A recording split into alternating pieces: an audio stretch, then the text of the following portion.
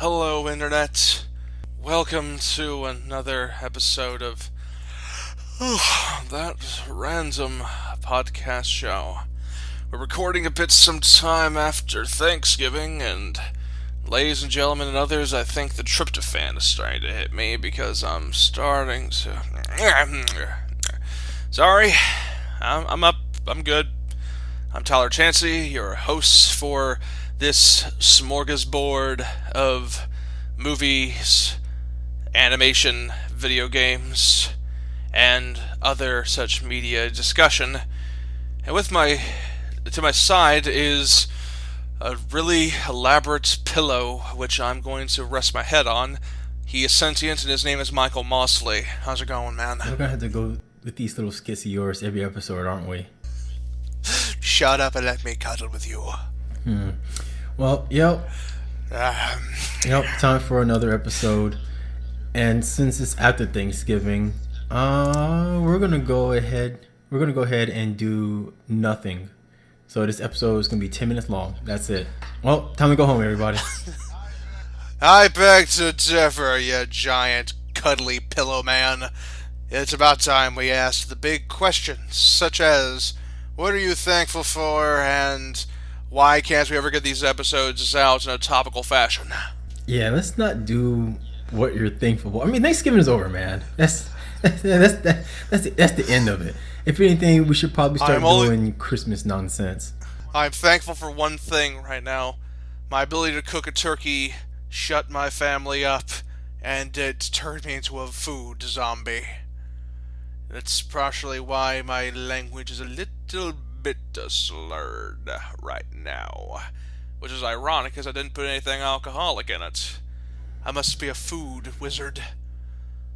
Culinaromancy is my calling, and I shall subjugate all with my amazing cooking. It shall be the beginning of a glorious age! Alright, and I think I found my energy. Off the Thanksgiving deals and into the Christmas holiday, we got movies to talk about today. So many movies. So many delicious movies. Movies with the stuff with chocolate in them, right? Sure, why not? Okay, good. Because if it wasn't, I feel a bit stupid for slapping this VHS cassette in chocolate for nothing. You should feel bad for that. There's no... You know what? No, I'm not even going to deal with this. So... You know what I should feel bad about it? What are you talking about? Is because of the empty calories? No, we're kicking this off. Let's get started. So the first thing we were supposed to talk about was guilty pleasures in movies. So let's combine those. What's your guilty pleasure? Yeah, guilty pleasures. Well, first things first. Let's kind of define what a guilty pleasure is.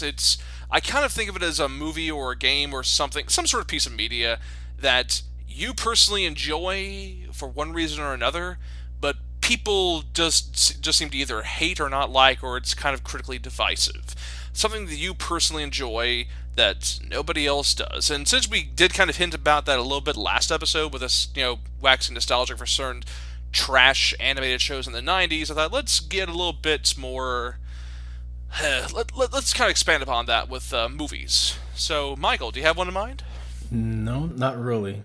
I mean, my gosh, you're so white bread. Why don't I'm just saying, I don't really have a guilty pleasure when it comes to movies, because if a movie is trash, I don't like it. Like, I don't really understand what kind of guilty pleasure you can give. Oh wait, no, I guess I don't know. Sometimes I do bad movie nights and.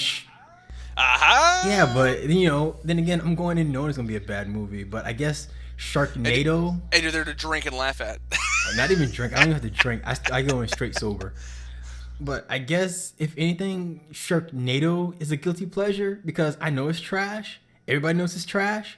But it's one of those good kind of trash. Junk food isn't good for you, but you eat it anyway and it makes you feel better for a little while. And then you crash and feel like junk. But, yeah. So I guess Sharknado. Freaking Sharknado. I've seen it, and oh my word, is it so terrible.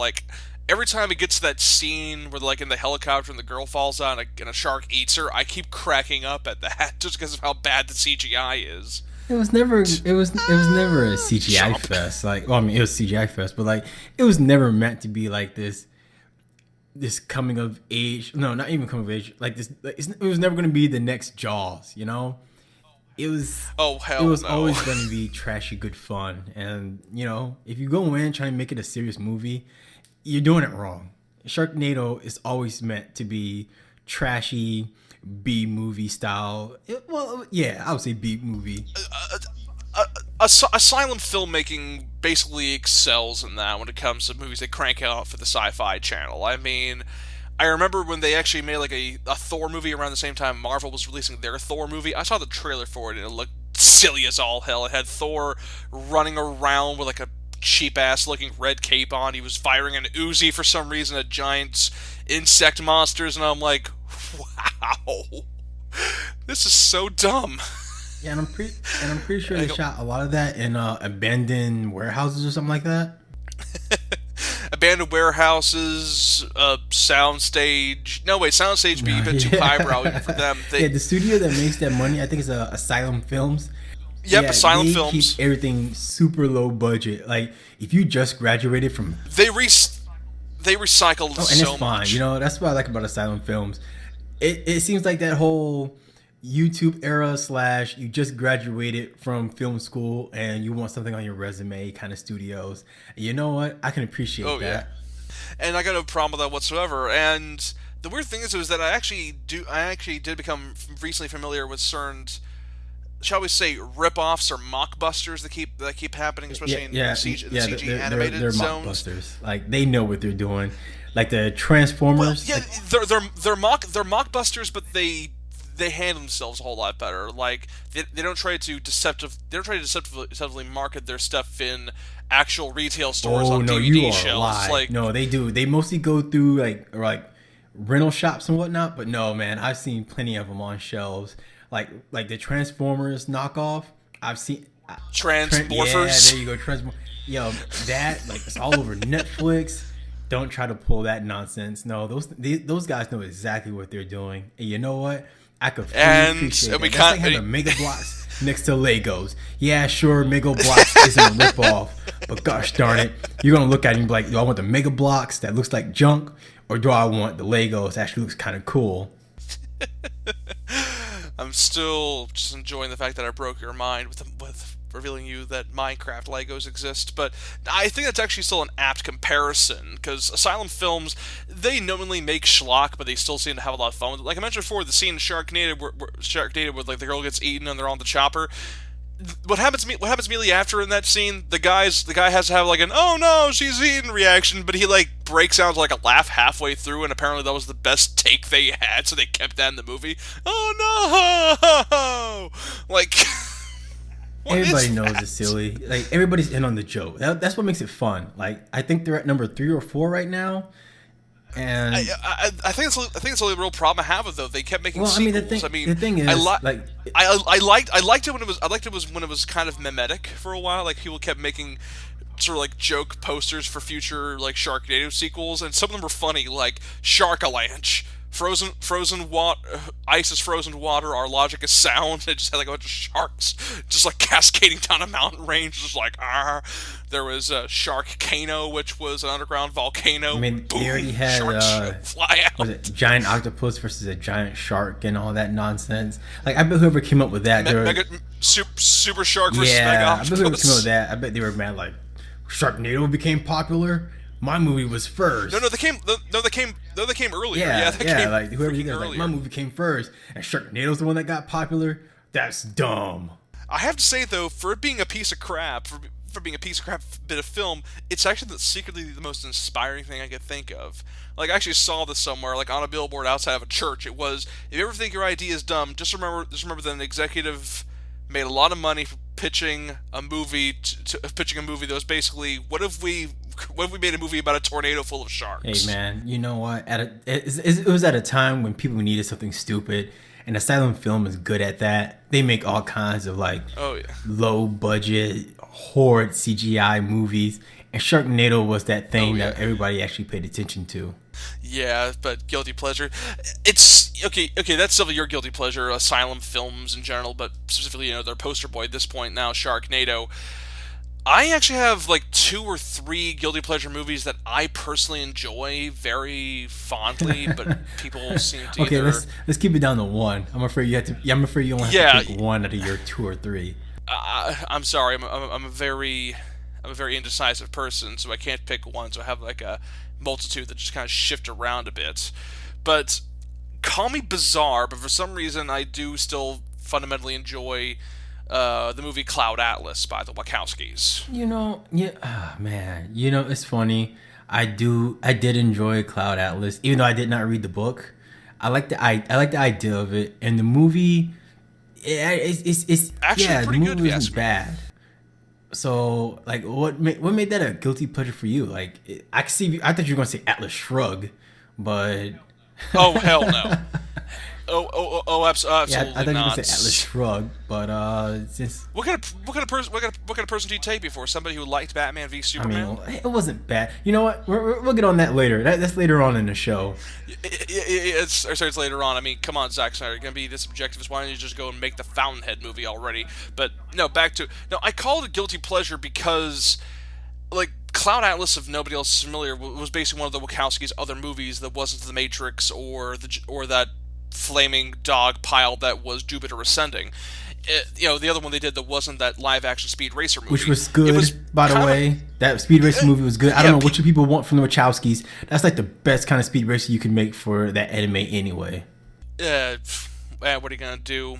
Audiences have weird tastes, but yeah, Cloud Atlas. I remember when it first came. I actually caught it like on demand for a while because things kind of got in the way, and it was weird because it was basically a movie that went across six different genres, six different protagonists, and had like six very different plots going on.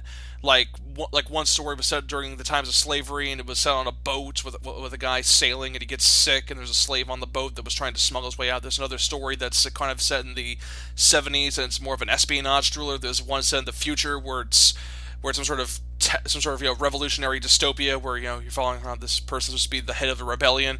There's a sort of post-apocalyptic fantasy future with Tom Hanks, and he's dealing with savages and these spacefaring people, and it's a weird hodgepodge of a movie that goes through so many different stories, and yet they have this sort of theme of reincarnation and repeating themes, and so different characters keep popping up throughout the stories, but in different makeup, different races, different ethnicities, different genders, different sexes, and it's weird because it's like a 2.5 hour movie, but it keeps cutting in between all these different stories. Like this isn't one story begins then ends, and another story begins then ends, and then begins and ends. No, it's like it goes to story one, then it cuts to story three, then it cuts to story two, then maybe go back to story one, then story four, then story five, then maybe back to one again. It's this weird mixture of things, and a lot of people I know that tried watching it are like, I can't follow this. I can't deal with this. It keeps going around too much.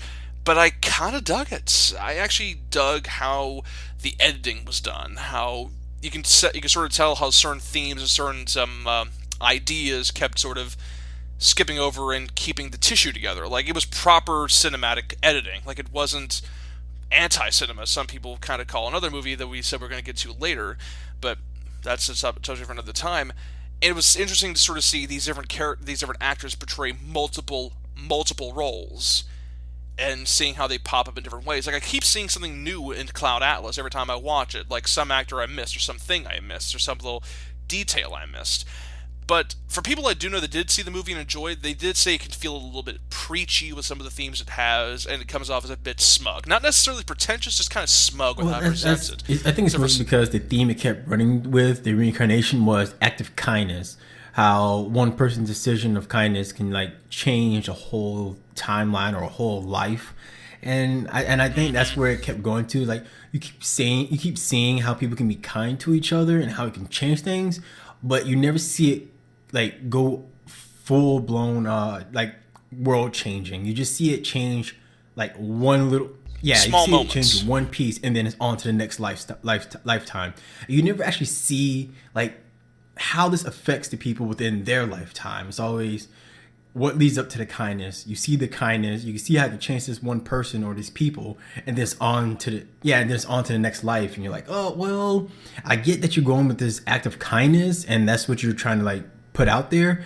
but I'm not seeing the full effect of that kindness. It's an odd beast. It feels like a weird combination of the butterfly effect and pay it forward in some ways. Or Memento. And No, I could I'm sorry, no, nothing like Memento. not Memento, not That'd be Memento. great. Memento. You watch once, and then the novelty wears off, and you don't go back to it. I've watched Cloud Atlas like 7 times, and I still find something new about it. I keep having a weird opinion about it. I call it a guilty pleasure because I find it to be kind of interestingly challenging. Because one time I'll watch and be like, wow, this is actually kind of charming and beautiful. Then another time I watch, I'm like, oh my gosh, this is so up its own ass.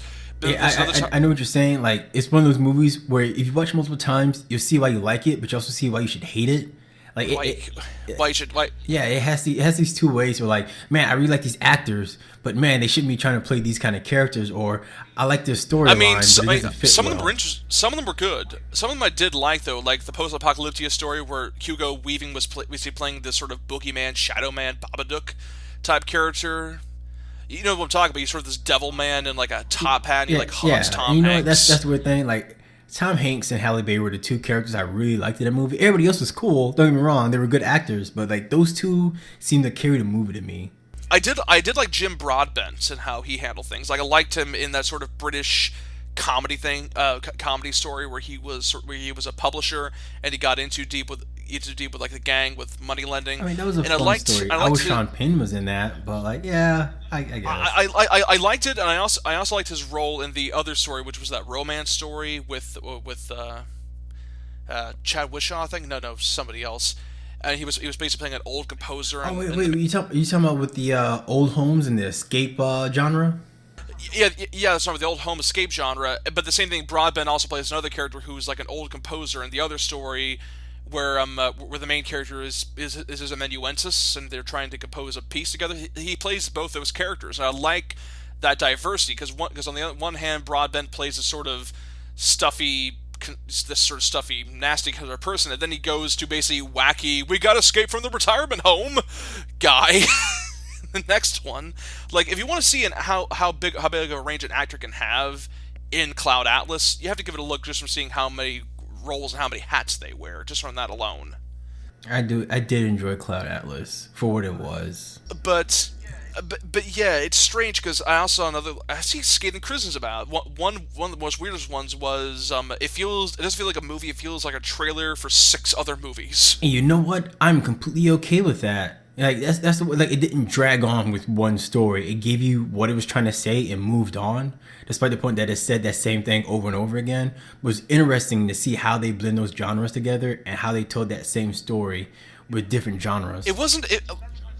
That's what I'm trying to say, though. It was amazing how they kept it consistent and still had a proper progression curve. They still had the down moments, the climax, the all is lost moment, the moment of triumph, or the emotional high, then kind of coming down to resolving. Like, they managed to keep that up throughout while keeping everything kind of consistent. And it just feels kind of weird. People keep saying like, "Oh, maybe I should focus more on one story." Like, I wouldn't say that. It like, helps because it wasn't the intention of the movie. If the intention of the movie was to be technical and elaborate, it would have done that. And the Wachowskis have a habit of elaborating too much with some of their movies. Well, I mean, it really helps that they had 3 directors. It was the Wachowski siblings and one more director. I forgot his name, but it really helped that they had 3 different visions on there. And they had all those different mixes and yeah, kept it consistent. It helped with the flow of the film. But the Wachowskis, I guess they're sisters now. I guess the Wachowski sisters. No. It was the siblings, Wachowski siblings. I can't tell anymore. It's hard to tell. Nobody jumped down my throat about it. It's a personal hang-up, I guess. I don't know. But the thing is, the Wachowskis have a problem sometimes of over-explaining and beating people over the head with their stuff. Like the Matrix, the first Matrix movie, I'm like, okay, simple, done. What are you doing? We're making a sequel. No, stop. Don't put that down. We're making it a trilogy. No! And they just kept going. Jupiter Ascending, same thing. Over-explained, and barely anything with it. Cloud Atlas went in the other direction. It focused more on emotions and tone, and keeping that sort of consistency regardless of how crazy or how scary things could get. Like I said before, this whole thing goes from like the time of slavery to Yeah, the okay, yeah, '70s to I gotta stop right there. to World War I gotta II. stop right there. I just looked it up. Nope, you're correct. It's the Wachowski sisters. Yeah, I yeah. I no thought man, you I knew. did not know. I did not know. Lily Wachowski also went with the whole operation. Only Yeah, knew about Lana. yeah. I didn't know. I did not know. Nope. Huh, Sisters now. that's Yep, what's up. sisters now. But, yeah. Once again, that's one thing I will say, that they do have a unique voice to them. They do have a very unique voice to them.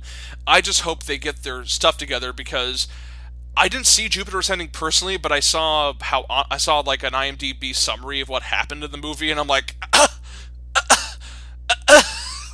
What what? in the world was that? Like, is that your initial reaction to a lot of movies? No. I mean, it's like there's way too much happening in this movie. It's like, okay, Mila Kunis is apparently the Queen of Earth because she's a reincarnation of a queen of an alien race, and apparently she has a dog man that apparently wants to get in her pants, and Sean Bean is part B, and he helps her, and there are these lizard monsters, and Eddie Redmayne chews the scenery to the extent that they should take his Oscar away from him, and he plans on blowing up the planet, and they harvest humans to create a cause for immortality, and there's like some Game of Thrones cosmic nonsense that goes down, and something else involving a giant maxi pad, and apparently they get wings at the very end for no adequately explained reason, and I'm like, what? What is this? This is... I don't... Help me. My brain is brain. Right. So moving on from that, since So, we're on, yes, yeah, guilty- since you were already talking about sci-fi movies, and Guilty pleasure, yeah, and Cloud guilty Atlas. pleasures, how about when trailers ruin that for you? Oh dear. We've talked about this before somewhat. Like, for some reason, people don't know how to market movies anymore. Yeah, studios seem to have a really hard time. It's as if they don't trust the audience that they're aiming for. It's like they think that if you don't give them enough, they're not going to see the movie. So they give them too much. It feels almost like they're taking it feels like sometimes they're trying way too hard to aim things directly at certain audiences. Like, I remember how very ADHD and kind of off-putting the marketing for Suicide Squad was, because they kept throwing stuff at your face. It's like they heard somewhere millennials are ADHD. We gotta get these butts in seats. Let's just throw pretty colors and rapid editing and put in a lot of catchy pop songs and see if they can't smell the turd. And it gets annoying sometimes because, as you said, sometimes there are trailers where they don't know how to market it, so they just give away the entire movie, or worse, mismarket it. Like, I actually read somewhere that but before James Cameron got the final cut of Titanic, and to his executives and to his publishing company, they were marketing Titanic as like an old school disaster movie, like the Towering Inferno. Not what we got, though. We got that sappy Leo DiCaprio, Kate Winslet, Celine Dion romantic class warfare drama that also turned into a disaster movie near the second half, but I repeat myself, and it can lead to some issues. Like, I think you brought this up to me, the trailer for the movie Passengers, I think it's Yeah, called. with Jennifer Lawrence and Chris Pratt that comes out, I think this December. I actually did see the initial trailer, the initial 50-second trailer. It did had my interest, but it feels like a substantial amount of the movie kind of got spoiled already. Oh yeah, and that was within a minute. Like, it's a minute-long trailer, and it somehow managed to spoil a lot of the big points in there. Like, at first you said that it didn't seem to spoil a whole lot until I brought up like some of the stuff that looked like plot Yeah. twists, and that's what ruined it for me. That's what I thought was a spoiler. The thing is, the difference between a plot twist and a plot and an inciting incident that gets the plot moving. Like, from what I can gather from the trailer, the big trailer they revealed originally is that Jennifer Lawrence and Chris Pratt are passengers on this ship that's apparently full of other human beings, apparently doing some sort of long-term trip to, I guess, another planet, possibly to colonize it, kind of up in the air. And they're supposed to be in hypersleep for like 100 years or something, or a fixed amount of long amount of time. I think it was like 120, but then they get pulled out of their hibernation like 90 years later, and they're like, "What's going on? What's going on? We don't know what's going on." And it starts going wild. Like, the ship starts malfunctioning and things start going crazy, and they're trying to figure out what's going on and why they got reanimated. And you read them waking up and finding out they woke up early was a twist. I thought, oh wow, that's actually kind of a scary idea, because no. The waking up wasn't the twist. That was fine. It's Yeah, what they that was kept fine. going. Leave Yeah, it it's be what they there. kept going with. Like they should have left it at that. But for those who haven't seen the trailer, we're gonna try not to ruin it for you. Yeah, we're gonna try to do the studio's job Yeah, for them. it's the point that the movie somehow managed to come up with not one but two plot twists, which could have been pretty cool, but they for some reason they threw it out there in exposition. And you brought up like they did with what's the movie that just came out with I think it's Brad. No, not Brad. Yeah, I think it's Brad. Allied. Allied. There you go. Yeah, like the twist that was in Allied that could have been great. They ruined that like halfway through the trailer, which turned out to be the second half of the film.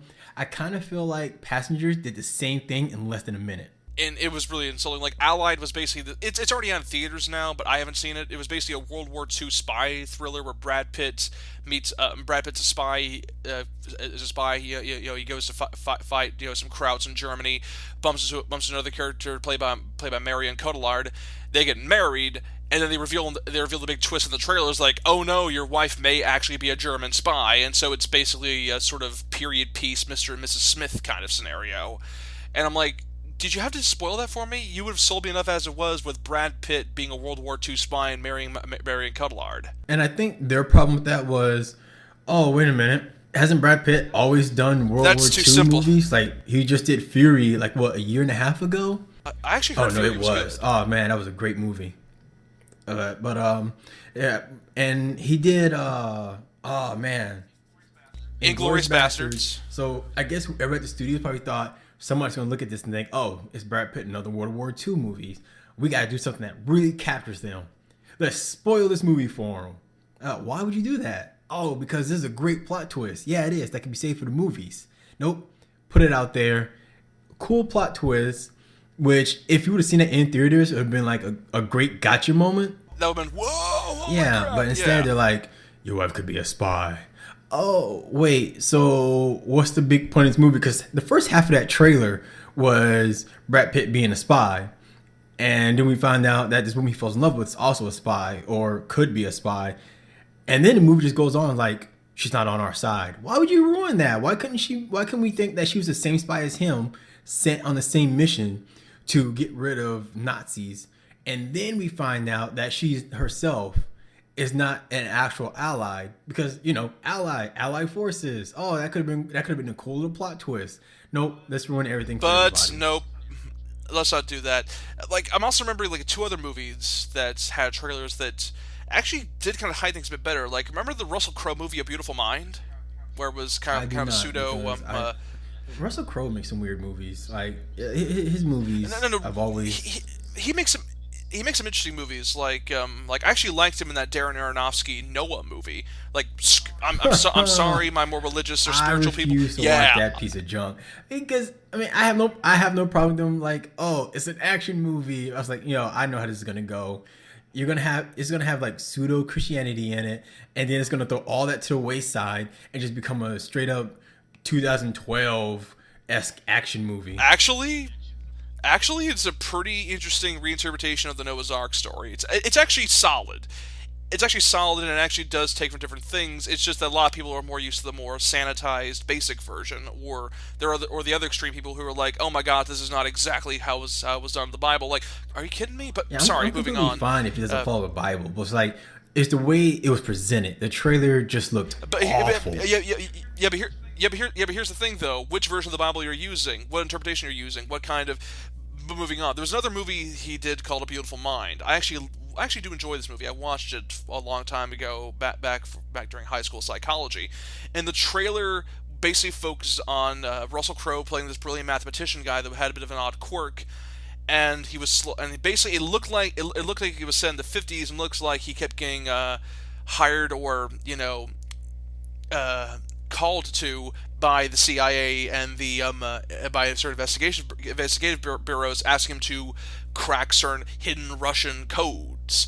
And it looked like a spy thriller. It looked like, oh dear, Beautiful Mind. Oh, he's brilliant with numbers, kind of like what they did with Benedict Cumberbatch with the Imitation Game. But the movie itself is actually based roughly on the true exploits of an actual person who was diagnosed with schizophrenia, and a lot of his stuff was either delusions or hallucinations he saw, and it was him trying to somehow deal with it, and it became a much different movie. It became much more of a character drama, more of a character drama rather than a spy thriller. That's a good twist, if you ask me. Not necessarily mismarketed, because you can sort of tell something is not right in the trailers, but it doesn't give everything away completely. It's more subtle with it. But then we have movies now like the trailers like Passengers and Allied, and I think more or less the issue of that is because trailer cutting is now its own industry. They actually have like other studios that just specialize in taking rough cuts of the movie and trying to edit it in a way that makes sure that every single average Joe slack-jawed individual gets why this movie is interesting. Even if it means, doing something as nakedly off as like flashing rapid action and high beat and up intense music, or basically spoiling what should have been big moments. Oh, well, the trailers seem to do that a lot in the past. I'm not gonna say decade. I think it's always been like that. Like, movie trailers have always given out too much, but like now they visually give out way too much. Too much. If there's a big because it keeps going back to what we said before. This is eye protein, not eye candy. You see like 1 or 2 seconds of footage, and you basically give away a good chunk of stuff. I like the way Pacific Rim handled it. Like, you wanted big mechs, you knew you were gonna get big mechs, but it didn't really put down this whole big story of like you get the big speech, but you don't get the big spoilery ending of it. Instead we have all these cool mechs. This is our main mech. These are what some of the cool monsters look like, but they don't show you where exactly these monsters are coming from and what they are. And like they don't even show you the best part of the action. Yeah, no, they just show you some of the cool punching and like some of the building smashing. Like there was so much more to that. Like when it came down to the visuals, I was like, you know what? This is great. Most of the stuff I'm caught off guard because I don't know what any of these mechs can do because they didn't show in the trailer. The only thing they showed in the trailer were punching. As much as I thought these were Megazords that can only punch. But no, man, they show all these cool stuff that all these different mechs can do. And I was completely okay with that. Yeah. Now, you get a lot of movies, they want to show you every little bit. It's like, look how cool this is, and this is, and this is, and this is. And by the time you're done, you're like, that looks really cool. You go to the theaters, like, yep, I've seen that, I've seen that, I've seen that, I've seen that. You've already shown me that. It feels a lot more like, so you brought up Guillermo del Toro with Pacific Rim. I also remember how Crimson Peak, his other movie, kind of held its cards close to his chest, because I saw the trailer for that and it looked like it was going to be another gothic horror movie with ghosts. It was going to be, like, oh no, whatever shall I do in this haunted house? That's my terrible posh accent. Oh, and things are going to go wild. I know. Oh no. Yeah, but I saw the movie recently, and it's actually closer to a. I can't really put it down. It feels more like a supernatural themed episode of Downton Abbey, honestly. Like, it's more of a character flaw dynamic thing that has supernatural elements to it, and it actually has a very sleazy, off-putting turn by the great Tom Hiddleston. As always, he's a great actor. Like, I liked him here. I liked him there, and I also liked him in War You brought up Horse. a good reason why studios give out too much. You said so yourself that from the way the trailer looked, it wasn't that interesting until you actually saw the movie. And no, it looked good. I actually wanted to see it. It's just that, part of me kind of said no due to other obligations. But initially, I thought it looked interesting. But See, that's neither I had here that nor there. issue when it came down to Edge of Tomorrow. Like, I was Back to Edge of I was Tomorrow. one of those people who looked at it and was not interested. It's Tom Cruise in battle armor shooting aliens. Whoa. You pick Tom Cruise and like, okay, Mission Impossible? No? Okay, well... Freaking space pope guy shooting aliens, getting his feet up, Tom Cruise whatever. running, Tom Cruise in a motorcycle, blah, blah, blah. And you know what? Tom Cruise running on a motorcycle, Tom Cruise running while on top of a motorcycle, riding another motorcycle, Tom Cruise in power armor, running in power armor. Yeah, and the trailer looked cool, but I was like, yeah, you know what? It's not doing it for me. And I'm glad they didn't give away the plot twist, because if they did, I would have been real mad, and I probably wouldn't have bought the movie on DVD, because I ended up buying it on Blu-ray because I heard how good it was, and I took a risk with it. And you know what? That was a good $20 risk. It was a really good movie, and it was the same thing that happened with oh man, what's the movie with Keanu Reeves in it? Which Keanu Reeves? Oh man, see John Wick. John Yeah, Wick. I really like that movie, and I can't wait for John Wick Chapter 2 to come out. But like, I saw the trailer for that, and I was like, "Yep, it's Keanu Reeves shooting people. Cool, okay." Then you actually see the actual movie, and it's like, oh, Oh there's my more goodness, to it. yeah. Like, I'm glad they didn't show all the cool action scenes, but at the same time, I'm like, gosh, this is why not publishers, but this is why studios give away so much because it's so hard to market a movie and not give away the plot twist because the plot twist is what makes a movie interesting. And you know, studios are having a hard time figuring out how to make a movie look interesting without giving away the plot twist.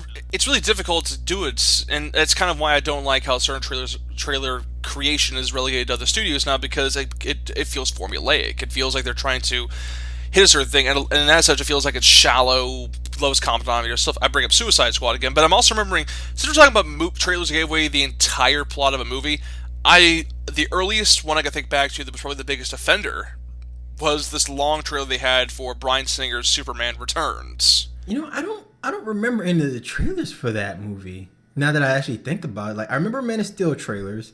I remember looking at some of the old trailers for the old Superman movies, but I don't remember seeing that one. There was an actual 4 minute long trailer I remember seeing. They kept playing it on loop at like a Walmart I went to one time, and they gave away the entire movie.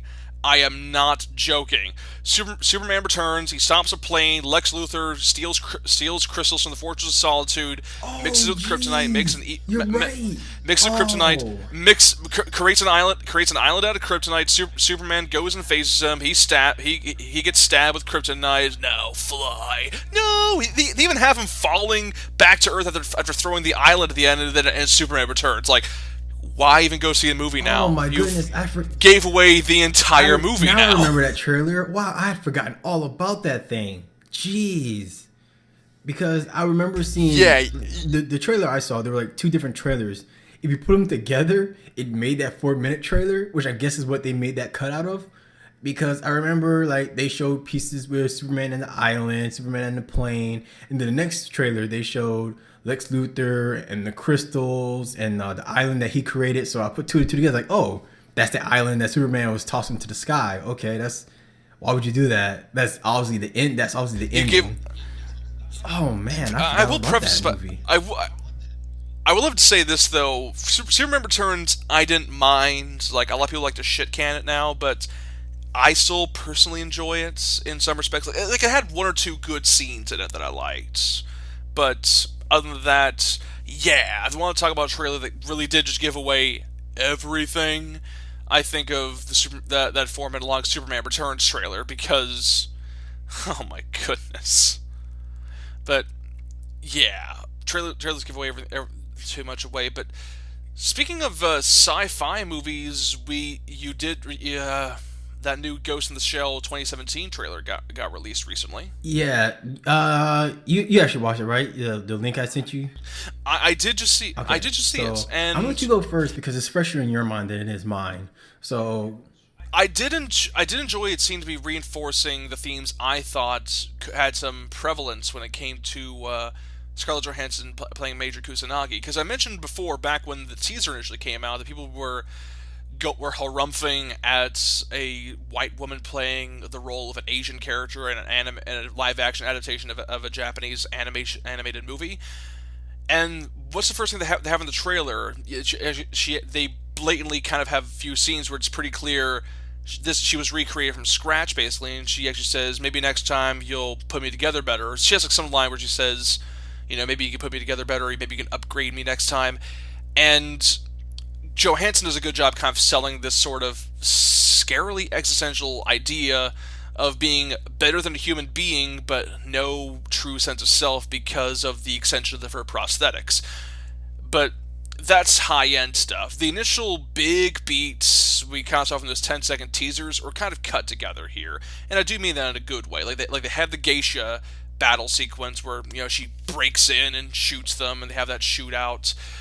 We saw a bit more of Takeshi Kitano as Bato, brief bit of scene. A few other characters popping up as well, and I actually did like how they altered the look of her her prosthetic chassis. Because remember in the '80s anime when Major Kusanagi had to go into stealth mode, she had to rip her clothing off, for the for the optic cam to work Because yeah, properly. she's using And thermal optic, but in the newer ones, it's actually the whole uniform that can do it.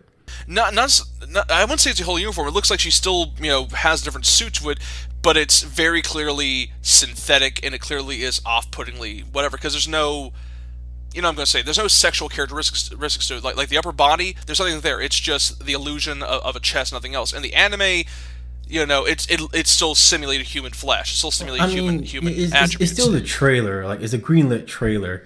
If anything, when it comes to the full movie, I'm not criticizing though. I'm actually not criticizing this. I'm saying it's a smart call because once again, it ties back to what I was trying to say before. It's like it should feel uncanny that she's powerful and has this sort of powerful suit and does all these crazy reaction reflex stuff. But once you get underneath the uniform, it's like, oh dear, this is a bit off-putting. And once again, it's a creative decision I'm actually all for because things have changed, things have altered. And I actually really don't have much else to say because it seems like they're taking certain bits from the movie. And I want to say bits and pieces of the anime, although that's speculation. I didn't actually see the anime. Like on the whole, I think it's actually a decent trailer for probably at least a good version of what people were expecting to be a terrible idea. I mean, come on. The last time we got a movie like this, we got Dragon Ball Evolution, and there'll always be stuff like that. But yes, at least this one, it looks like they're actually taking some care from it. They're taking bits and pieces from the original '90s movie, and it looks like they're transitioning it to modern times. Like it looks futuristic. Everything looks like glossed up and shiny and neon, and some of the inside areas look all dingy and dirty and messed up. The used future aesthetic, if you will. Yeah, like it looks like it's been there for a while. Everybody's used to it. Like it's nothing new. There's no like brand new robots that come out or mechs that surprises people. It's like everybody's used to it. It's like a new iPhone coming out. It's like, oh, it's cool, but we're pretty used to it. Yeah, the new model. Hey, yeah, like we're used to it. It's nothing special, and that's the way they treat it with this one. It's just futuristic. We've been like this for a long time now. There's no big surprise that's coming out. No big OS change or anything. It's like, so I'm glad they're going that way instead of trying to make it like a modern day political kind of deal out of it. Instead, it's sticking with the old school '90s classic that everybody likes. Very cyberpunk. Very clearly, this is very clearly classic cyberpunk. Yeah. And if anything, if this movie makes it seem like if you want to make an Akira movie, whoever wants to do that movie should watch this trailer, see how you get things down, like by the looks of it. Look at Mad Max and try to mix the two together. But that's a complete. Oh yeah, wow. that'd be a different thing. That'd be cool to watch. But the trailer itself, it gives out enough. It gives out the characters that's going to be in the movie, and it gives out like. And it does focus a bit more on character drama than gratuitous action. I mean, the action still looks solid for what we've seen. It's just they're focusing a bit more on selling this world and selling these characters and their hang-ups. And the closest thing to a bad guy kind of gets revealed at the end with the whole, oh no, my past may not be actually my past, and maybe the enemy isn't really my enemy, muddiness that happens at the end. Yeah, where they give out that slight spoiler, which again, this movie, I guess it can't get away from spoilers because it did. Well, I'm willing to give the benefit of the doubt. I'm willing to give the benefit of the doubt because if you're not familiar with the source material, it feels like it adds more intrigue. It adds more to this sort of once again part of the trappings of cyberpunk is having a certain undercurrent of noir detective fiction to it, and having it be that there's more to the case than is built and baked into the tone. So I would say this is not a problem. Maybe like no, a twist would be Johansson's character breaks into a lab and there's a big fat visual saying, "Oh no, my entire life has actually been a lie," and then they cut to the release date. That would have been blatantly giving stuff away. Well, I mean, they basically did that. Like, it could just be a trick or whatever. Yeah, sure. But for those who've actually seen it, it's like, oh, well, I mean, I know Don't where you're going. I know where you're going with this, and it goes to show that spoilers. and and that kind of makes me fear that maybe the movie is trying too hard to be too close to the original instead of doing something kind of cool with it, like be an adaptation or be or reimagining. Oh, yeah. But don't be a straight copy of the original movie because like why would you do that? Like I could just watch the original '90s movie and be okay with it. I was kind of hoping yeah. they would mix that with a little bit of standalone complex, because that's how I got into Ghost in the Shell. I find that I do like that comparison because you remind me of that American Western remake of Old Boy that got made, and they basically repeated the exact same Oh my movie. goodness, freaking Old Boy! Well, They had a good director and a good actor, but man, even they couldn't Oh, yeah. pull that off because they didn't try to do their Yeah, I own mean, thing. They copied it. It made like no sense. The original Old Boy was set in Korea. Well, it was set in Korea, and the guy was trying to find out who did this horrible stuff to him, and he kind of went crazy and dealt with it. And there was a clue involving including fried dumplings in a shop. And the remake was set in like I don't know Louisiana, and for some reason they rehashed the dumpling thing again. I'm like, what? What? How the heck does Josh Brolin have extensive knowledge about dumpling cooking technique, particularly Chinese or Korean fried dumpling technique, in freaking Louisiana, the home of Cajun cooking? What? Yeah, it's the like if you're gonna do an adaptation of somebody else's work or a reimagining, let it make sense with the settings and the characters. Hey, man, that was Old Boy's biggest issue. But I'm kind of hoping like with this new Ghost in the Shell movie, they take bits and pieces of the '90s and kind of did a standalone complex deal with it. But it seems like they're going directly with the '90s original instead of like doing something on their own and just continuing the story of the Major and her team. Like I said, it is a problem with adaptation. Like, this is actually kind of why I'm not against certain changes in source material being made for adaptations. Because, as you said, certain things age out, or certain things don't hit nearly as much. Like, for instance, there's actually a video series I found recently on YouTube by the guys at Cinefix. They actually do a video series called What's the Difference? Where they look at films, and they look at the source material, and they actually bring up what's the difference between the original source material and what was put up on screen. And it's interesting to see the creative decisions as to why they omitted or altered certain parts of the adaptation. Like, if you actually look at the difference between the novel of Who Framed Roger Rabbit and the Disney movie of Who Framed Roger Rabbit, two totally different movies. Huge difference. Oh my goodness. Very big Like, difference. some of the stuff they changed Huge is difference. massive. Oh yeah, like this is it comes with the trade, and I do think that the new Ghost in the Shell may potentially have some legs to stand on. We don't know this yet. We don't know a whole lot about what else. Like as you mentioned, as far as we can tell, visually, it seems to be taking a lot of its visual cues of certain scenes and parts from the Ghost in the Shell source material, which is a good sign. Then again, we had the exact same reaction. Well, some people I know had the exact same reaction whenever that live-action Silent Hill movie got made. Like, okay, foggy town, gross monsters, looking for a kid, and then the movie came out and we don't really talk about I it. like Silent Hill. Like it was at the time Resident Evil happened, and I was so disappointed with Resident Evil, and I was scared Silent Hills was going to be garbage. But Silent Hills kept up with what it was supposed to be.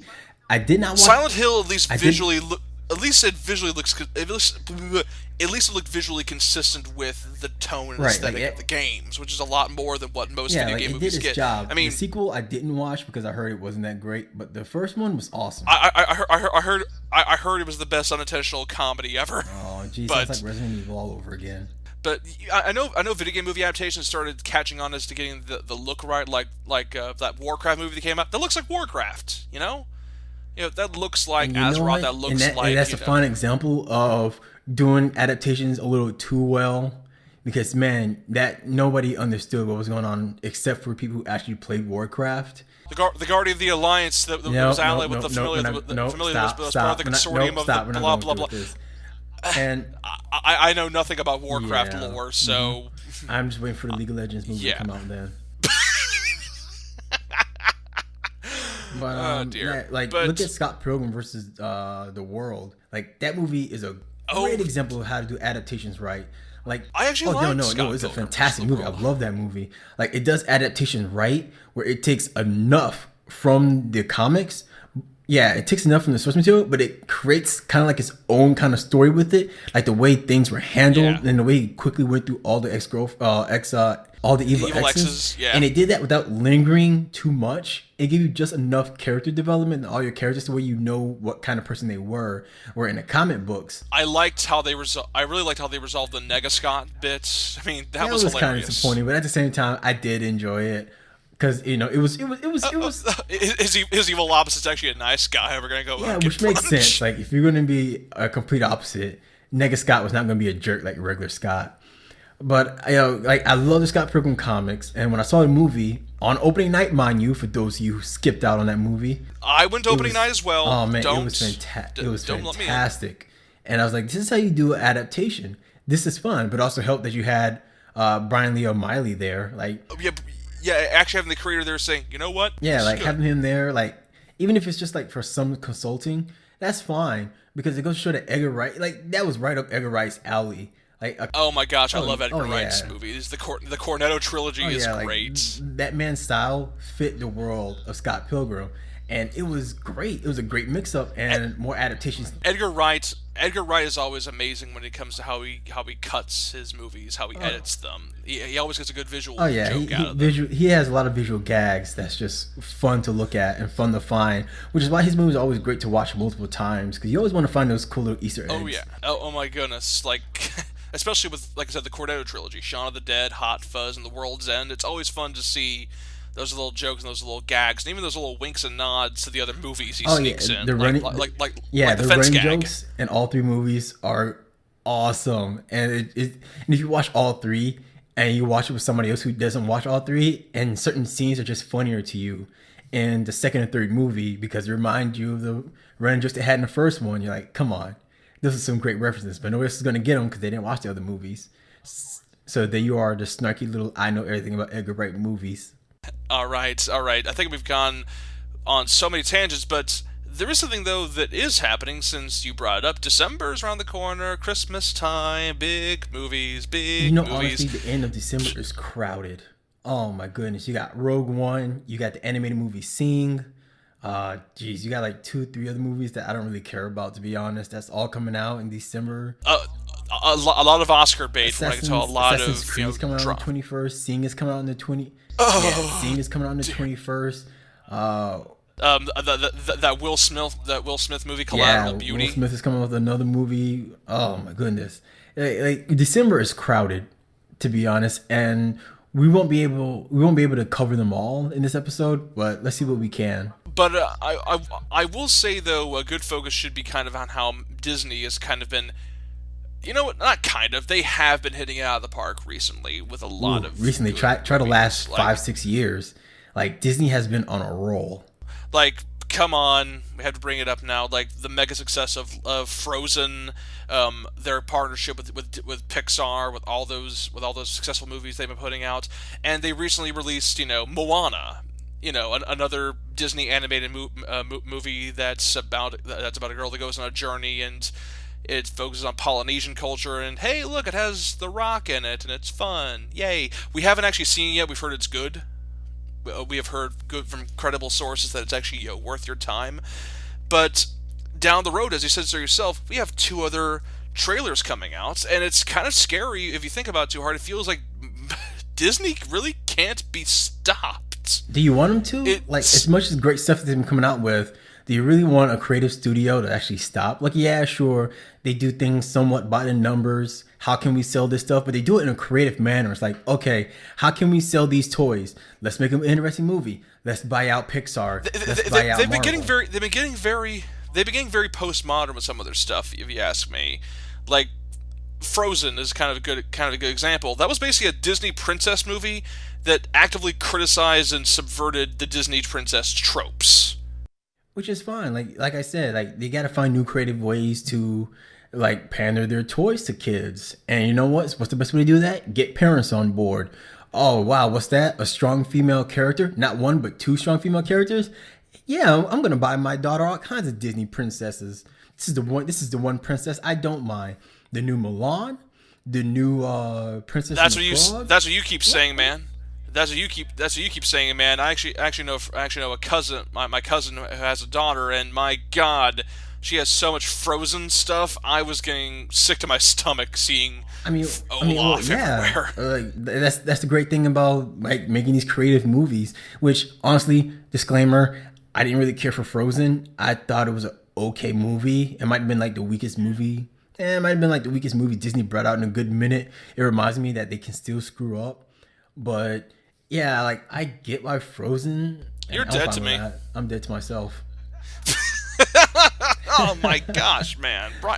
Crack a smile. Want to know how I got these I, stars? I'm doing these bits. I'm trying to cuddle up to you, and you're just like, I am cold to you. Look into my eyes, dear Frederick. You can see they are quite dead. Oh, come Oh off it, no, man. nope. Since we're on Disney, or everything's gonna be all slap happy anyway, might as well bring some real world misery to it. I will say there is some problems I am seeing with Disney in recent years. Like a lot of the Pixar stuff they've been putting out is concerning me There's with how there's frequent they've been sequelitis putting that out. they Like got going on. a certain level of sequelitis, yeah. Like Monsters University, do we really need another movie with Mike Wazowski? I don't think we really needed that. Finding Dory, I heard it's good. I heard it's a lot better than it had any right to be. But I'm like, yeah, no, I do not think I want to revolve around short-term memory loss, Ellen DeGeneres fish. All due I respect, mean, Ellen. a 13-year wait, like 13 years. Did anybody really care about Dory that much the way they waited 13 years? Like people cared about Incredibles. Like that's another movie people wanted to see. But really, no, nobody really cared about Dory that much. But apparently they did. 13 years, Apparently, yeah, they still made 13 money. years, a new Yeah. generation, and those people like Dory. So cool, I guess. Apparently, yes, they did like Dory. And we did mention teasers. Apparently, there was like a 50-second teaser for a Cars 3. Yeah, like it was a really quick teaser, an actual teaser, mind you. Like something all these other studios can learn from. Pixar always makes some cool teasers, but yeah, this teaser. Yeah, it was just a slow motion teaser of a racetrack, and it shows I think Lightning McQueen, and then it shows like a slow motion horrendous crash about to happen, and then it just cuts to black, and it's like and it has like from here on everything will change. Cars 3, December, blah blah blah. I'm like, okay, that's a trailer. If you're even remotely invested in, I guess the Cars movies, this would get your attention. But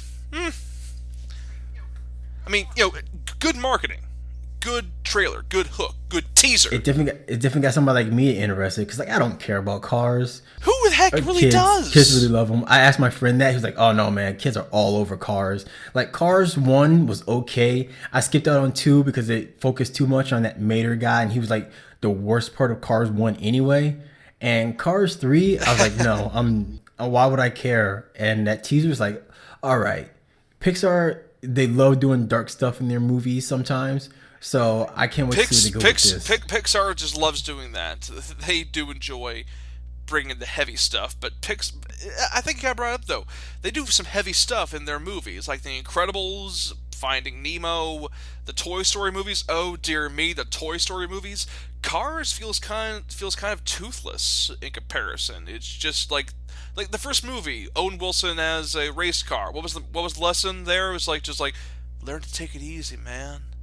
Don't rush everything, man. I'm like, I came here to have my feels torn out and me begging for more. I didn't come here to watch Cheech Marin philosophize. Yeah, and I think that's the problem with Cars. Like, it didn't really feel like some heartfelt Pixar movie. It just felt like we want to sell toys. It felt kind of pretentious. It Did felt it? kind of pretentious It though didn't feel because pretentious to me at all. It no, just felt like I say it feels pretentious because, like I said, I summarized the lesson in the movie that much, but then they stretched it over like 2 hours. like they had some fun And I'm car like, gags. Like visually, it had that Pixar visual gags going on. But yeah, like Yeah. story wise, character wise, they were all kind of forgettable. They were all kind of bland. like, like, let me bring this up. Like, pretentious gets thrown around way too much.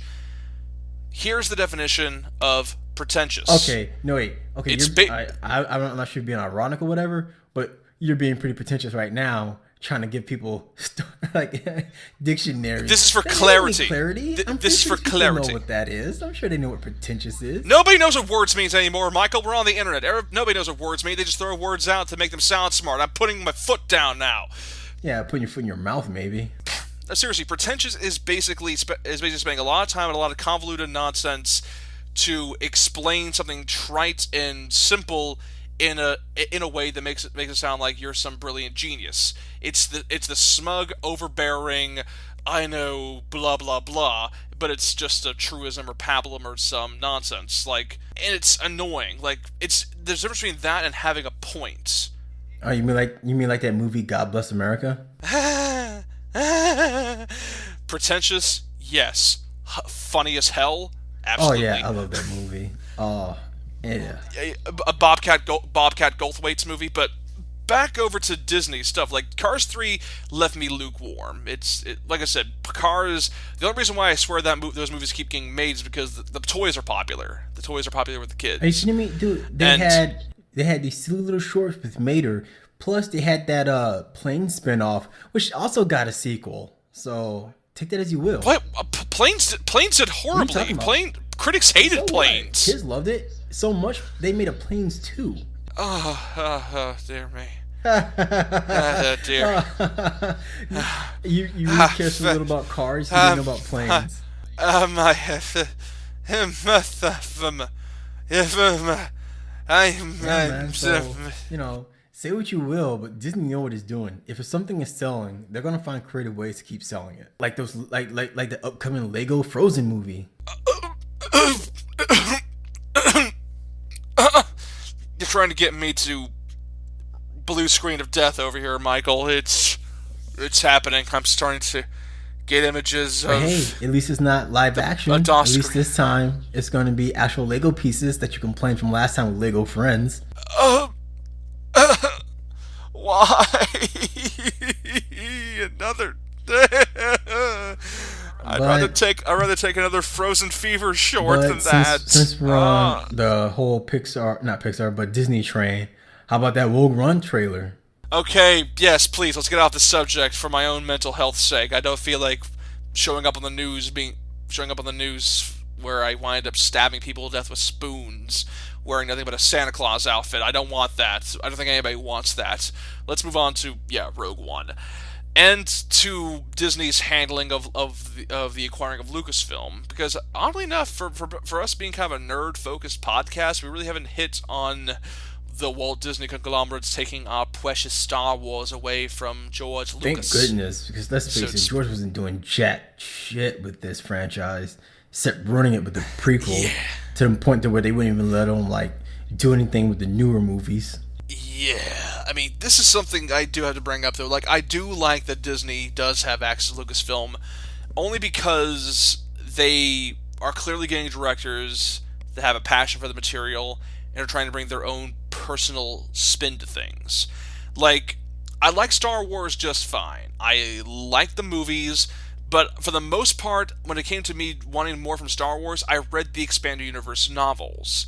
Because different authors, different takes on George Lucas's world, and it has some level of variety and some level of questionality to it. Like, I like the Thrawn books, I liked the Darth Bane trilogy set in the Old Republic, I like the more recent New Jedi Order and Legacy of the Force stuff. I even like the one off Millennium Falcon, where they actually kind of explained how much of the crazy you gotta be kidding me origin of the Millennium Falcon. It's actually kind of epic. But when it came it's too to bad none of that is canon anymore. I was getting to that. You're shitting on my Easter basket. Stop. Just call me the shitter bunny. Whatever you say, man. But I bring that up, but then I look at the prequels. I'm like, okay, these are like one or two kind of pseudo interesting ideas, but it's told in the most bland, disgusting way imaginable. And it doesn't have any staying power. So you know what? Not having Lucas have his fingers in the pudding anymore, I'm okay with. And as much as some people I know that actually do kind of harp on hating The Force Awakens, I did think it was a smart call. I did think it was actually a solid movie for what it was doing, and hit the right notes about basically because they were basically trying to revitalize the series for a new generation while trying to pay homage to the old stuff. I liked it. I liked the new characters, like John Boyega, I liked Daisy Ridley, and you know what? I even liked Adam Driver as Kylo Ren. I actually did like how they kind of made fun of their own adamantly adverse to change fan base in some respects with his character, but at the same time, though, just going to Rogue One, though, it actually looks like a prequel story that I'm actually invested in. Because from the trailers we've seen, it looks like they're basically telling the origin of the Rebel Alliance, the foundation of these ragtag people that finally say no more to the Empire, and they're tying it into them trying to steal the plans for the Death Star to kick off the events of Episode 4. And I think the director they have for it is Gareth Edwards, the same guy who directed that live-action American Godzilla movie. And I'm not against this. Like, it looks like they're hitting the right notes, the right operatic notes of these small people leading to big events. Like, this is actually something that I had a problem with when it came to the old Star Wars canon, which is actually kind of why I'm glad they have scrapped it. After a while, it got to the point where, can you use the Force? No, you're not important. And I didn't like that. Like, it was strange. Like, after it got to a point where even in like certain games, it was like, can you use the Force? No. They go away. You're not a space wizard. You have no place in our universe. Oh wait, are you Boba Fett? Are you a Mandalorian? Nope, still not important. And a lot of other interesting stories kind of got put to the wayside. With Rogue One, looks like they're keeping it sensible. They're bringing it back to more human stakes and kind of actually reinforcing how scary the Empire is. You say that the Star Wars series has started doing that, but you probably haven't seen the older Star Wars shows. Like, all the Star Wars shows, they've had Jedis in it, but they've mainly focused on the Rebellion, Stormtroopers, and sometimes even the Jedi Order and how that works for people.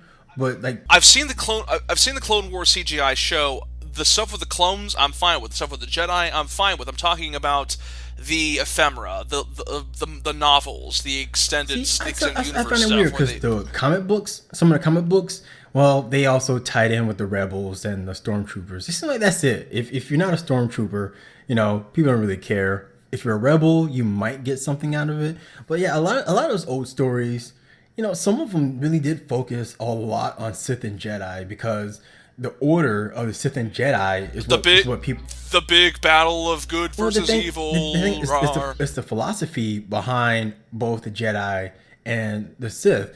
That yin-yang, that light versus dark, that whole thing, it plays up big, and people are interested in how those orders clash. It's very arch and beautiful, and the thing about those, usually when I think about good, interesting Force stories, I actually think of the stories where they actually subvert or take advantage of those different things. Like I mentioned the Bane trilogy, where basically Darth Bane was the foundation of the rule of two of the Sith philosophy, how it should only be a master and apprentice, and the first novel is basically him becoming a part of a Sith Brotherhood back when they're trying to imitate the Jedi Order, and he basically said, yeah, no, this is not right, I'm going to rip it down and then kill the Jedi Order while I'm at it, and he pulls it off.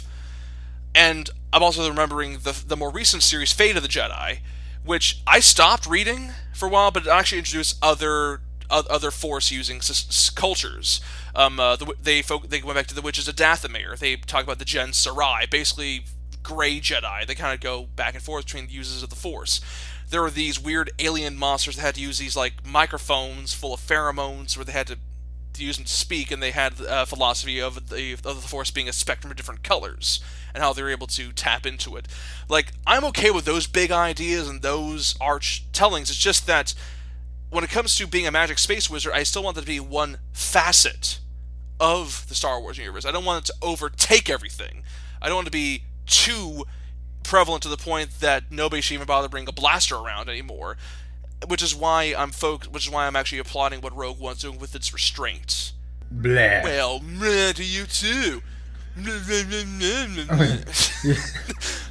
You're going off on this, but yes, we are adults. We are. But actually, let's talk about here a bit more about the actual trailer itself. Like, what do you think of how Rogue One looks? Well, I mean, it's kind of hard to spoil this movie.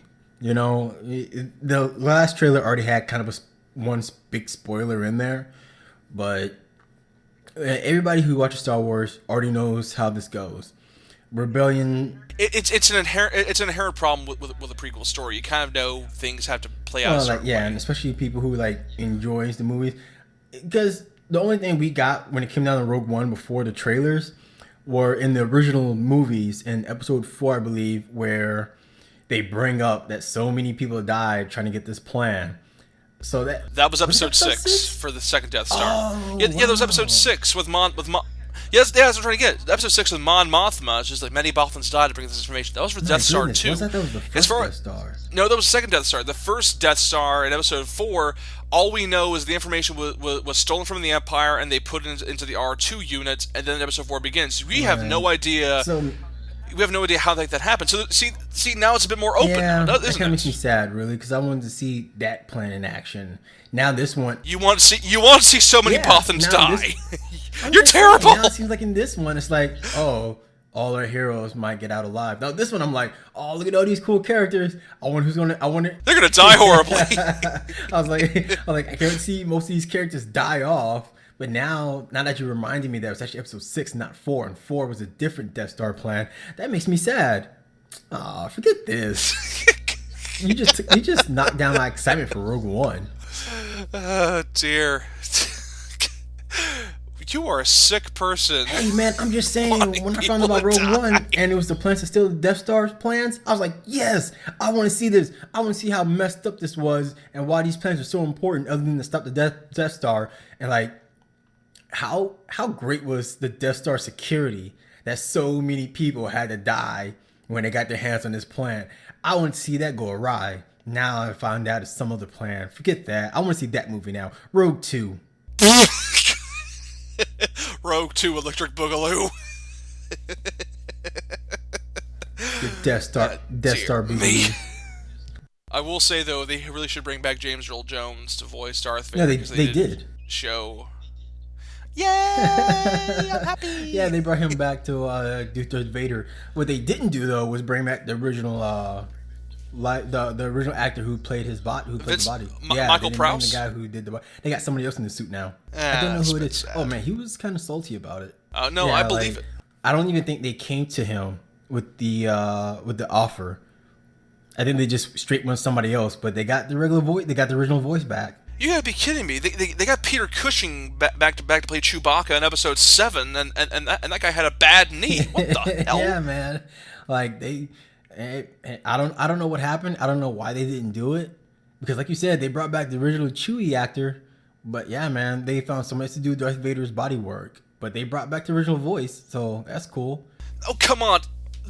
Darth Vader's performance, it wasn't just a voice, it was also body language and how he presented himself, and Prowse did a good job selling his menace. It was an undersold bit of pantomime. This is actually kind of insulting now that I'm thinking more about it. Well, it sounded more like him.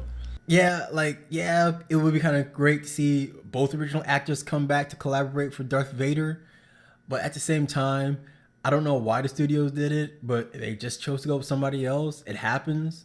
I guess We've got to have. I guess after what happened with Harrison Ford, they're like, yeah, no more old people. We're gonna keep this simple. Oh, dude. I'm just saying. I don't think Disney and Lucasfilm wants to risk something else like that ever happening again. So they're gonna keep it simple. Okay. All right. Although to be fair, that crash was out of his control. But I will say this though. I have been hearing how they've been casting for like that Han Solo prequel spin-off movie, and I heard they got Donald Glover to play a young Lando Calrissian. And I'm like, okay, I am actually kind of on board with I that. am too, kind of. But at the same time, I'm jealous because that should have been me. I should have gotten that role. But whatever. I've you know what? I've seen your profile. You look like you could sort of sell it with enough makeup, but I have to ask, give me your best Lando. It's young Lando. I just do me. All right. Forget that. Hello there. I'm Billy D. Yeah, you really Williams. think Danny Glover's gonna be able to pull off? Are you kidding me? Billy D. Williams' voice is like velvet. You're not Yeah, gonna man. replicate Yeah, that Danny Glover's gonna completely. do his own thing. Like, there's no point in trying to even try to act like you're Billy D. You can't. Just stop it. And if that was part of the audition, I could see why everybody else failed. All right, I can say this. Okay, so that's going down. That's going down Disney side. They're teasing another Cars. Rogue One's going to be coming out December 16th. My butt's going to be in the seats. And however, there's a bit of a commentary I do want to kind of throw by you. Do you think Disney may be going a little bit overboard with how they've been handling Star Wars since Lucasfilm has been bought by them? Because for a long while we got Episode 3, and then we got that CGI Clone Wars movie, and then nothing. And then there's that Clone Wars TV show, and now suddenly out of nowhere, Disney, we get Episode 7. Now we have the Rebel show. Now we have so much extra Star Wars stuff. I mean, I think EA's Old Republic MMO is still going. Do you think, and of course, they're planning a bunch of spin-offs in between Episode 8 and 9. I mean, do you think they may be going overboard with this? Do you think they're maybe trying way too hard to, I guess, make up for lost time? What would you say to that? I think they're doing it to make back that $4 billion plus that they spent on the franchise in the first place. So you're gonna try to milk that cow for much it's worth, and Star Wars is worth a lot. But Rebels was already going on. They just took the rights for that. That wasn't the question. I'm just saying, do you think they may be oversaturating things? Because there is such a thing as too much of something. I don't even say they're oversaturating it. If anything, they're giving fans what they want, and and they're giving them in like nice dosage. Like you get the Rebel show in between the movies, but the Rebel shows are just kind of like fillers. Yeah, it's fun to watch, but the big movies you get every other year. Like we don't get the real stuff. We don't get the real Star Wars until next year when we get Episode 8. Yep, episode 8. Episode 8. The Force needs 5 more minutes. It's whatever. You get the Han Solo movie, which you may or may not see, because honestly, nobody really cares about Han Solo that much. The comic books are there in case you wanted the extra stories of all your favorite characters. And if you're a traditionalist like me, they didn't flat out say the old stuff is non-canon. They just say it's its own timeline. Disney already said those are not canon, but they did make a few exceptions. There are some exceptions. I don't know which books they are. They are called the Legends timeline. It's a totally different timeline. Canonicity is still there, but it's not their canon. But yeah, they did take some elements from the expanded universe that I'm fine with. Like Darth Bane is canon. Darth Bane actually showed up in the lost episodes of the Clone Wars CGI series, which I liked. Admiral Thrawn is actually canon. He popped up in Star Wars Rebels. I thought it was Thrall. And what was the third? Is it Thrawn? Thrawn. Okay, never mind. I thought it was Thrall. Don't know why. No, Admiral Thrawn, and he's a Chiss. He still has the blue skin and the red eyes. Yep, that's Thrawn. And what was the third one? I know Bane and Thrawn. I wanted to do more with General Grievous. Because that's the one thing that bothered me with the prequels. They kept coming with some cool Siths, but they never went anywhere with them. Like they never got any real story to them. And that's actually why I actually do say some of the expanded universe novels of those eras are actually kind of interesting. Like they actually have these full-blown novels about Darth Maul basically being a slave with no free will. Well, Darth Maul is coming back, so... Yeah, Darth Maul, apparently. Count Dooku having this crazy vision of there being a long-standing empire with thousands of Sith soldiers under his command. That was scary. Was Dooku ever really a threat, though? He always seemed like a sidekick. He never really seemed all that threatening to me. I don't know. I kind of chalked it up to bad writing, bad editing, and bad pacing between you and me. Like conceptually, he should be kind of scary, but no. Yeah, especially like when he went down like a little chump during his final battle. Like that was the head off. That was so disappointing. I was like, yeah, you just killed off like what could have been a cool Sith, and you just made him like a punk. Well, but yeah, moving on. I'm glad they're taking some elements from. Also, I've heard they're basically saying Boba Fett's still alive. Nobody cares about Boba Fett, which is a lie. I know plenty of people do, but forget Boba Fett. But to answer your question, yeah, I don't think they're oversaturating it. I think they're giving the fans what they want and in a way that they need it. If you don't want the movies, you got the comics, you got the TV shows. You don't want those, you got the movies.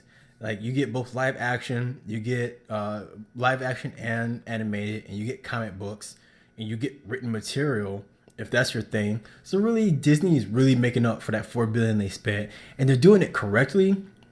like kind of like they're doing with Marvel. Like they're not throwing it all it at isn't a new once. it isn't a new movie every like 5 months or something. It's not that Oh no, no, no! You ridiculously get saturated. once a year, but you get comic books, TV shows, and novels while you wait. So you get plenty if you're really a Star Wars fan. I've heard good things about Chuck Wendig's Star Wars Aftermath novels, Ugh, Aftermath and Aftermath Life no, Debt. Aftermath was horrible. Like it was the way it was written. It was written like junk. But oh man, it was written like complete crap, like complete amateur hour. But yeah, forget Aftermath. Dear me, when did you become such a literary snob? Well, it's just, man, look, it doesn't take a literary genius to look at that book, look at the first few paragraphs, see how many periods you could put into a single paragraph and be like, yeah, this is poorly written. Like, I swear within one paragraph, the guy used like 6 periods. I am absolutely not going to talk to you anymore because, dear me, I got nothing from that. I got nothing from that reading. It's like too many periods. Do you prefer IGN? 6 out of 10, too much water? I give it 3 out of 10, too many periods. Dear me. But I'd say it's a solid thing because also I don't know why there are some people out there that do think there's a problem with Star Wars getting the saturation. Like, dude, we went from having almost no Star Wars at all with a guy that has lost his creative edge, and now we're having a bunch of creative hands working in this franchise, bringing new things to the table. Like, seriously, Episode 7, Stormtroopers are no longer cannon fodder red shirts. You know, I know that I know you want to get off of the books, but since you want to talk about Aftermath, a real good one you should probably look at is Lost Stars. Fair enough, I'll give it a look. Give it a look. You better give it a read. There's only so much of a budget I have now, especially with Black Friday coming and going. Cyber Monday. And, oh god, no. No. But, like I said, I am looking forward to Rogue One. Cars 3, I could take it or leave it. And I've heard good things about Moana. But it's weird because when it comes to animated movies I've seen this year, I would say not a whole lot Disney has put out that's really gripped me all that much. It's kind of an oddity this year, but we'll probably have that for like a wrap up, in December for an episode. Like, I do want to gush about it. Actually, you know what? I'll plug it right here. It was Leica Animations' Kubo and the Two Strings. It just recently came out on Blu-ray, and I do say pick it up, please. Like, take my word for it. I'll probably get more into it later on, but I would say pick that up if you're craving a really good, well-made, emotionally beautiful animated movie. I've always liked their craft. Like since they came out on the scene with Coraline. I love Coraline. Oh man, their animation style has been, and they barely use computers. Like it's not yeah, computers. It's models. Yeah, it's all stop motion. And it's fantastic where they do things. I'm like, man, this is every animator's wet dream right here. I can do it because forget all that time. It takes 10 hours to make a 5-second stop motion. Yeah. There's a lot of work with that. And you know what? I like their style. But I'm one of those people who've been missing out on Lakia's last few films. Wait, you call it Lakia? I've always heard it pronounced Laika. Is it like? I'm pretty sure it's Lakia. Hello, we are professional people. Dun, dun, dun, dun, dun, dun. No, it's Laika, so I always pronounce it Laika. You're probably right. I don't know what. You know what? Forget it. Yeah, Laika, Lakia, Lakia furniture. You know what? Yeah, Lakia sounds like furniture. IKEA, you know, all that cool stuff. But yeah, Coraline was my favorite when it came from them. And, you know, I didn't see Box Trolls. I didn't see Kubo. So I've been missing out on the last couple. I saw Paranorman in theaters, and that movie gets really dark really quickly near the end. Like, I was surprised. It was a genuine jaw-drop moment. That was actually the first Leica movie I did see. I eventually saw Coraline later on, and that got pretty scary too. Kubo, I saw at a particular time of my life that I was dealing with some stuff, and it got tears at me by the time the credits rolled. See, I heard Kubo was a good movie. I feel bad that I haven't seen it yet. Like I might And pick it up. that's really sad because Leica doesn't get nearly as much money as it should. Like it makes critical darlings of movies, but they never make Yeah, the you budget know back. what? I always feel bad about that because in my eyes, they're the Pixar of stop motion. Like the stuff they make, they take time with it. There's a talent in there, not just the animators, but the writing team too. Like they don't just write something and throw it out there. Like everything they put out feels personal and it feels like they love the worlds that they create, and like Oh, they don't get the yes. recognition they deserve. Like I said, they're the Pixar of stop motions, and I really, really wish like more people would. I Give would go them. one step further and say they feel closer to new Pixar to me because once again I'm willing to eat my words eventually because Pixar has been doing good stuff with like Big Hero 6, Wreck-It Ralph, Moana coming out Oh, recently. those aren't Pixar. But no. Pixar worked with the Disney Animation Studio with that. It's kind of a weird collaborative thing. It's kind of hard to tell with half Right, the because stuff anymore. they own the studio. Actually, Pixar has like a second and third team. A second, I know they have a secondary team, which is how they're able to do these movies so often.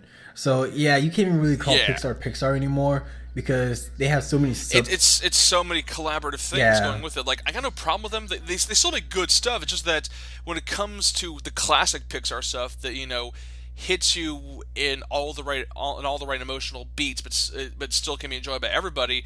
I usually point to Leica. Like Leica reminds me of older movies that actually had no problem with introducing kids to scary imagery or scary ideas, but because they ultimately resolve it in a meaningful way, in an empowering way. Like Coraline, the stuff with the other mother and that parallel world and the button sewing stuff and the needle creatures, that is scary stuff. That is unnerving, Grimm's fairy tale stuff right Yeah, there. it's funny how old animated shows will usually do that. Like they try to scare children. It didn't came a time where you couldn't do that to kids, and now it's coming back. It's really weird. Dear, like, I'm not advocating traumatizing your kid. Like I am. I'm not Go out telling there and you. scare the living daylights I'm out of not. little turds.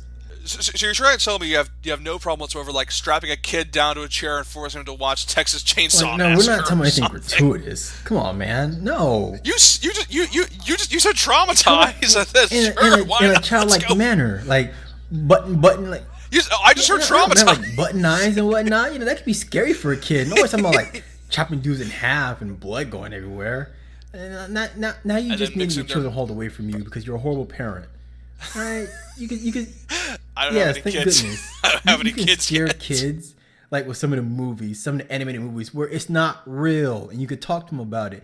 But if you show them a live action movie where people getting cut in half, they're not gonna be able to tell the difference. You're pretty much showing It's you're freaky. pretty much showing your kid a snuff film, and you need that kid taken away from you. Hey, you put it in my head, you sick Yeah, son of a you gun. got issues, man. What's wrong with you? We all have issues. We all have issues. We get together every single week and we record our stuff on a podcast that not a whole lot of people watch. Yeah, but it's Don't forget to like, share, and subscribe, yes, people, by the way. please do. Share with your friends, force them to listen. Trap them down to a stair and throw earbuds in their ears and make them listen. Oh my gosh, I want that to happen. I need somebody to do that. Just like Photoshop in like the scenes from Clockwork Orange. It's like, what are you doing? Hello, everybody. Welcome to the episode of this Why in the podcast. world? Oh my God! Why- Stop! No, stop! Stop! Why in the world would you bring that up to our fans or the people who's listening? Why would you bring that specific movie up? That's a horrible example. Don't bring that movie up. The director himself I'm banned just that saying- movie because of what it did. Why would you do that to people? I'm just saying. I'm just saying we have a way with words to make people think the way we do, and that's what happened in that room. My God, that movie's messed up. Oh, you know what? I think that's a good place to stop. We can end this episode on a high note that you go around forcing children to watch Texas Chainsaw Massacre instead of just letting them be traumatized by like Pixar movies. Like explain to them why people die. Nope, not you. You have to explain to kids why they get chainsawed in half. Daddy, why do people die? Because life is a cruel, son. Now go to bed. Click. Like show them what the wild things are. Show them like Coraline. Show them Paranorman, but nothing like that, man. Jeez, what's wrong with you? So many things. So many horrible things. Well, you know what? I s- Don't you have a blog or something we can read about that on? So go ahead and plug those things in. Where can we find you? All right, of course. Yes, I'm. Yes, you can follow me on Twitter at Darth Rahu, capital D, capital R. You don't know the spelling; it's in the description. And yeah, I do have a blog at cybertavern.blogspot.com. Sorry for not having a whole lot of posts recently between Thanksgiving, the election, and a lot of other stuff happening, including my new position as a features contributor at thegamefanatics.com. Not a whole lot of blogging is happening. But, also check my stuff out at thegamefanatics.com. In fact, last episode, when I riffed a bit about Dishonored, I actually managed to make that into a feature piece. So please, give that a read, if you will. Michael, where can we find you? You can also find me on Twitter with Zafmod, ZFMOD. And if for some reason you can't find that, you can find me on my Twitter handle at M_MOSLEY_JR. I myself do not have a blog because, as a real professional, I do all mine on YouTube. Good night, man. Good night, folks.